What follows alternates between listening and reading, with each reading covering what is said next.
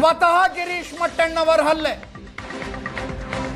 ವರದಿ ಮಾಡುವುದಕ್ಕೆ ಹೋಗಿದ್ದ ಏಷ್ಯಾನೆಟ್ ಸುವರ್ಣ ನ್ಯೂಸ್ನ ರಿಪೋರ್ಟರ್ ಹರೀಶ್ ಮೇಲೆ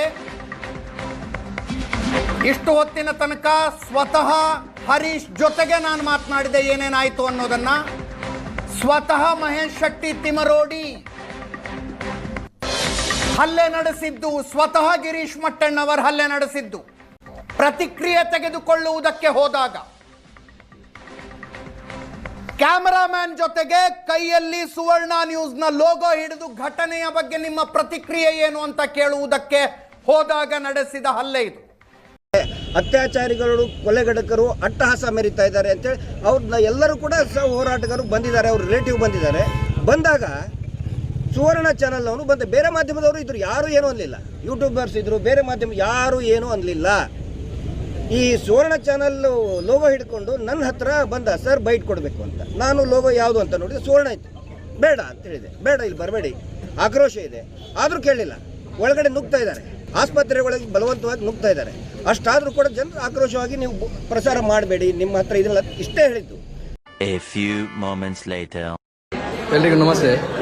ಈಗ ಸುವರ್ಣ ನ್ಯೂಸ್ನಲ್ಲಿ ಬರ್ತಾ ಇದೆ ತಿಮರೋಡಿಯಿಂದ ಹಲ್ಲೆ ಅನ್ನೋ ವಿಚಾರದಲ್ಲಿ ಬರ್ತಾ ಇದೆ. ಆದರೆ ಇಲ್ಲಿ ಯಾವುದೇ ರೀತಿಯ ಹಲ್ಲೆ ಆಗಲಿಲ್ಲ.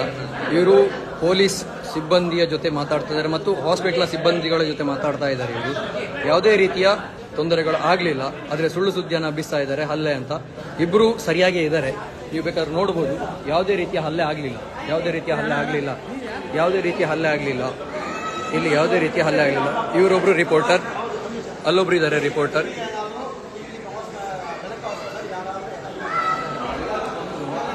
ನೋಡಿ, ಇಲ್ಲಿ ಸ್ವತಃ ರಿಪೋರ್ಟರ್ ಹೇಳ್ತಾ ಇದ್ದಾರೆ ಯಾವುದೇ ರೀತಿಯ ಹಲ್ಲೆ ಆಗಲಿಲ್ಲ ಅಂತ. ಆದರೆ ಸುಮ್ಮನೆ ರಿಪೋರ್ಟ್ ಮಾಡ್ತಾ ಇದ್ದಾರೆ.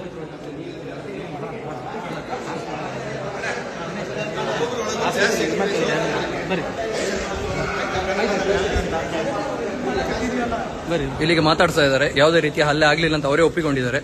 ಆದರೆ ಸುವರ್ಣ ನ್ಯೂಸ್ನವನು ಮಾತ್ರ ಅದರಲ್ಲಿ ಹಾಕ್ತಾ ಇದ್ದಾರೆ, ಸುವರ್ಣ ನ್ಯೂಸ್ನವರಿಗೆ ತಿಮರೋಡಿಯಿಂದ ಹಲ್ಲೆ ಅಂತ ಬರ್ತಾ ಇದೆ. ಫೇಕ್ ನ್ಯೂಸ್ ಮಾಡ್ತಾ ಇದ್ದಾರೆ. ಇಬ್ರು ರಿಪೋರ್ಟ್ಗಳು ಇಲ್ಲೇ ನಿಂತಿದ್ದಾರೆ. ಯಾರಿಗೆ ಯಾವುದೇ ರೀತಿಯ ತೊಂದರೆ ಆಗಲಿಲ್ಲ, ಯಾರು ಬೇಕಾದರೂ ನೋಡ್ಬೋದು. ಸುಮ್ಮನೆ ನ್ಯೂಸ್ ಮಾಡ್ತಾ ಇದ್ದಾನೆ, ಕಾಮಂದನ ಹೇಲ್ ತಿನ್ಕೊಂಡು ಈ ರೀತಿ ಕೆಲಸ ಮಾಡ್ತಿದ್ದಾರೆ ಸುವರ್ಣ ನ್ಯೂಸ್. ಇಲ್ಲಿ ಯಾರು ಕೂಡ ಹಲ್ಲೆ ಮಾಡಲಿಲ್ಲ. ಇವರು ಹಾಸ್ಪಿಟಲ್ನ ಒಳಗಡೆ ಇದ್ದಾರೆ, ಹಾಸ್ಪಿಟಲ್ ಸಿಬ್ಬಂದಿ ಜೊತೆ ಮಾತಾಡ್ತಾ ಇದ್ದಾರೆ. ಅದೇ ರೀತಿ ಜಯಂತ್ ಟಿ ಅವರು ವಿಡಿಯೋ ಚಿತ್ರೀಕರಣವನ್ನು ಕೂಡ ಮಾಡ್ತಾ ಇದ್ದಾರೆ.